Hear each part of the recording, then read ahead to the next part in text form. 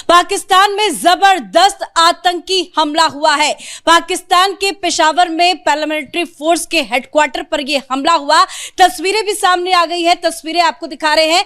Fidayeen style में किस तरह से हमलावरों ने खुद को उड़ाया है, इसकी तस्वीर आप देख सकते हैं। पेशावर से एक मस्त खबर आ रही है। मस्त खबर यह है कि वहां पर एक और आतंकी हमला हो गया है।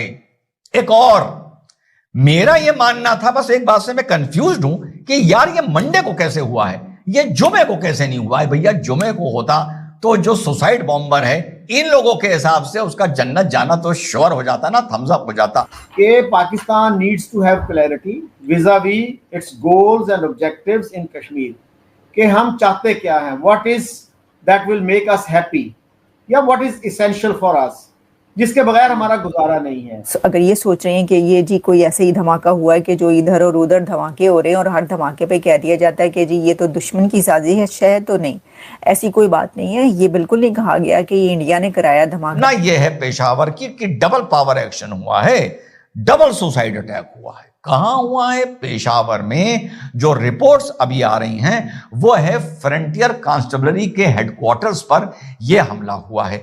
तो उसके बाद फिर आप अपनी स्ट्रेटजी बनाएं कि जी ये गोल है हमारा, और कौम को साथ लेके चलें कि जी हमने तो पूरा जम्मू और कश्मीर लेना है, उसके बगैर हम आराम से नहीं बैठेंगे। लद्दाख भी उसमें होना चाहिए, सारा जम्मू होना चाहिए, सारा कश्मीर होना चाहिए। तो फिर ठीक है, सारे वसाइल उस पर लगा दें और होगा जरूर, वो उसके बगैर नहीं काम चलता वहां पे। ये जी दहशतगर्दों की जो पीस कमेटी थी, जो पीस और सुलह करवा रहे थे, उनके ऊपर ही उन्होंने हमला कर दिया और 7 लोग मारे गए। नमस्कार दोस्तों, हिंदुस्तान तक की एक और वीडियो में आपका फिर से स्वागत है। दोस्तों, एक बहुत बड़ी न्यूज़ निकल के सामने आ रही है। आज पेशावर पाकिस्तान से एक बहुत ही चिंताजनक खबर सामने आई है। रिपोर्ट्स के मुताबिक 2 अटैकर्स ने पाकिस्तान के पैरा मिलिट्री हेडक्वार्टर्स के बाहर एक हमला किया, जिसमें 3 सुरक्षा कर्मियों की डेथ हो गई और लगभग 12 से ज़्यादा लोग इंजर्ड हो गए। ये इंसिडेंट आज के दिन हुआ और इसमें पूरे शहर में सिक्योरिटी को लेकर एक बड़ी डिबेट शुरू कर दी है। पुलिस ने BBC उर्दू को बताया है कि अटैकर्स ने आर्म्ड अप्रोच ली और सीधा पैरामिलिट्री हेडक्वार्टर्स की तरफ चार्ज किया। ये एरिया पेशावर की हाई सिक्योरिटी जोन में आता है, जहां यूजुअली मल्टीपल सिक्योरिटी चेक्स होते हैं। इसलिए ये सवाल उठ रहा है कि अटैकर्स ने इतनी टाइट सिक्योरिटी को कैसे क्रॉस किया। अभी तक किसी भी ग्रुप ने इस इंसिडेंट की रिस्पॉन्सिबिलिटी क्लेम नहीं की है। अथॉरिटीज़ इस वक्त इन्वेस्टिगेशन कर रही है और ये पता लगाने की कोशिश में है कि अटैकर्स का मोटिव क्या था, उन्होंने रूट कैसे चूज़ किया और उन्हें सपोर्ट कहाँ से मिला। दोस्तों, पाकिस्तान के लिए ये खबर कोई ज़्यादा शॉकिंग नहीं होगी, क्योंकि आए दिन पाकिस्तान के अंदर ऐसी खबर सामने आती रहती है। आप दोस्तों वीडियो में बने रहिए, वीडियो आगे और भी ज़्यादा इंटरेस्टिंग है। पहला जो हमला है वो FC मुख्यालय के मेन गेट में हुआ है और दूसरा परिसर के अंदर हुआ है, और बताया जा रहा है कि इसमें कई सेना की मौत हो गई है और कई आम जनता भी घायल बताए जा रहे हैं, जिन्हें फिलहाल अस्पताल में भर्ती कराया गया है। पेशावर से एक मस्त खबर आ रही है। मस्त खबर यह है कि वहां पर एक और आतंकी हमला हो गया है। एक और, मेरा यह मानना था, बस एक बात से मैं कंफ्यूज्ड हूं कि यार ये मंडे को कैसे हुआ है, ये जुमे को कैसे नहीं हुआ है। भैया जुमे को होता तो जो सुसाइड बॉम्बर है, इन लोगों के हिसाब से उसका जन्नत जाना तो श्योर हो जाता ना, थम्स अप हो जाता। अब यह समझ में नहीं आ रहा कि बंदे ने जल्दी कैसे करी है। कहीं ऐसा तो नहीं किसी पड़ोसी मुल्क का इस घटना में हाथ है। एनीवे, तो साहब घटना यह है पेशावर की कि डबल पावर एक्शन हुआ है, डबल सुसाइड अटैक हुआ है। कहां हुआ है? पेशावर में। जो रिपोर्ट्स अभी आ रही हैं वो है फ्रंटियर कांस्टेबलरी के हेडक्वार्टर्स पर यह हमला हुआ है। पहले एक माशाल्लाह एक सुसाइड बॉम्बर आता है, गेट के बाहर अपने को उड़ाता है। उसके बाद उड़ाने के बाद दूसरा माशाल्लाह सुसाइड बॉम्बर अंदर आता है, वो भी अपने को उड़ाता है। उसके बाद 2-3 गनमैन अंदर आते हैं, इधर से भी फायरिंग होती है, उधर से भी फायरिंग होती है। और अभी की जो खबर आ रही है, जब मैं वीडियो रिकॉर्ड कर रहा हूं, तो लगभग 6-7 लोगों की मारे जाने की साथियों खबर है। लेकिन जहां पर तक गिनती की बात है, दुनिया में 2 चीजें बताइए जिनके मरने की गिनती नहीं होती। चूहे तक की होती है कि आज मैंने 2 चूहे मारे या आज मैंने एक चूहा मारा। एक मच्छर के मरने की नहीं, 3 चीजें हैं। एक मच्छर के मरने की गिनती नहीं होती, एक घर की काली गंदी मक्खी की मरने की गिनती नहीं होती, और एक कॉकरोच के मरने की गिनती नहीं होती, और एक इनके मरने की भी गिनती नहीं होती। तो 4 चीजें हैं पूरी दुनिया में जिसके मरने पर गिनती नहीं होती। तो जब मैं पढ़ रहा था तो ये अटैक हुआ कहां है? ये हुआ है साहब खैबर पख्तूनख्वा पेशावर में फ्रंटियर कांस्टेबलरी के हेडक्वार्टर्स के बाहर और अंदर।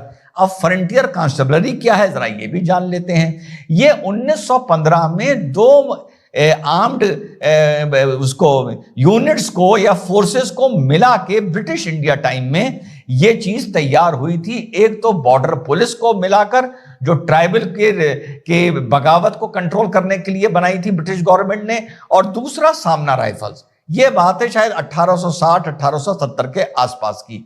उसके बाद इनको जोड़कर फ्रंटियर कांस्टेबलरी बना दिया गया था। FC पाकिस्तान में फ्रंटियर कॉर्प्स भी कहलाता है, लेकिन वो प्योरली पैरामिलिट्री है जो डायरेक्टली पाकिस्तान की आर्मी के अंडर आती है। फ्रंटियर कांस्टेबलरी क्या है? ये एक तरह से वहां की एक बॉर्डर पुलिस थी और ट्राइबल फोर्स थी जिनको जोड़कर ये चीज तैयार करी गई। यही बार बार आपसे पहले भी मैंने गुजारिश की है, पहले शोज में भी, कि Pakistan needs to have clarity vis-a-vis its goals and objectives in Kashmir, कि हम चाहते क्या हैं, what is that will make us happy, या what is essential for us, जिसके बगैर हमारा गुजारा नहीं है। तो उसके बाद फिर आप अपनी स्ट्रेटजी बनाएं कि जी ये गोल है हमारा, और कौम को साथ लेके चलें कि जी हमने तो पूरा जम्मू और कश्मीर लेना है, उसके बगैर हम आराम से नहीं बैठेंगे। लद्दाख भी उसमें होना चाहिए, सारा जम्मू होना चाहिए, सारा कश्मीर होना चाहिए।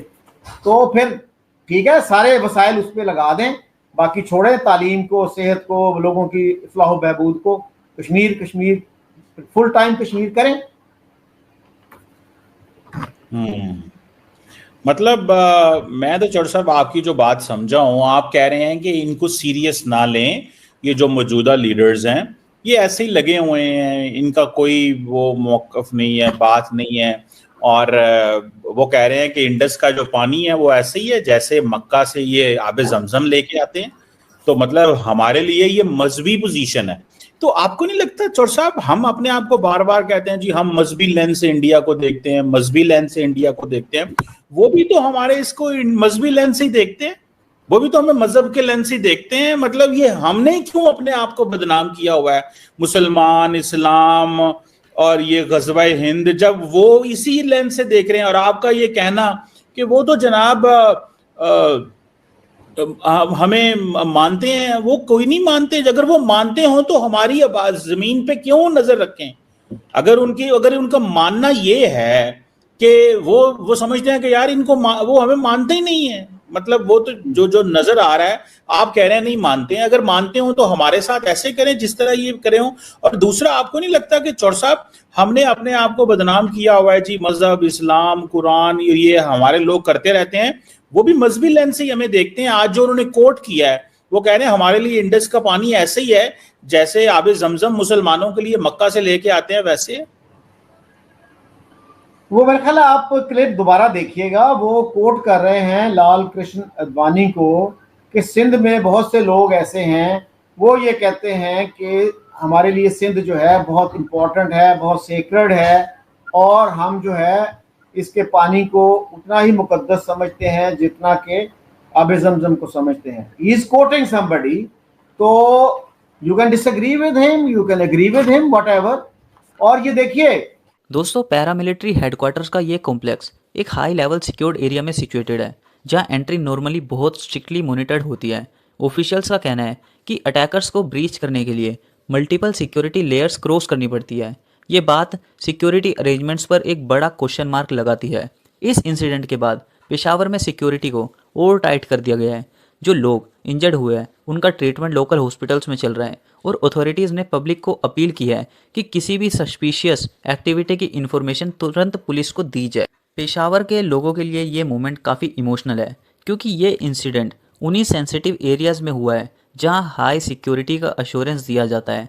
लोकल कम्युनिटीज़ भी इस डेवलपमेंट से कंसर्न है और अथॉरिटीज़ से स्ट्रॉन्ग प्रिवेंटिव मेजर्स की डिमांड कर रही है।